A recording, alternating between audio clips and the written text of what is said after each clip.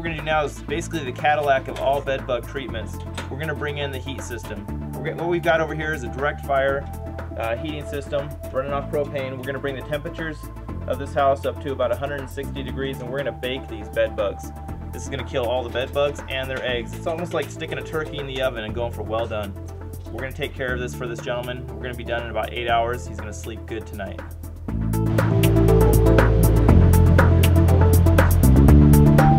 Probably not. They're pretty good bugs.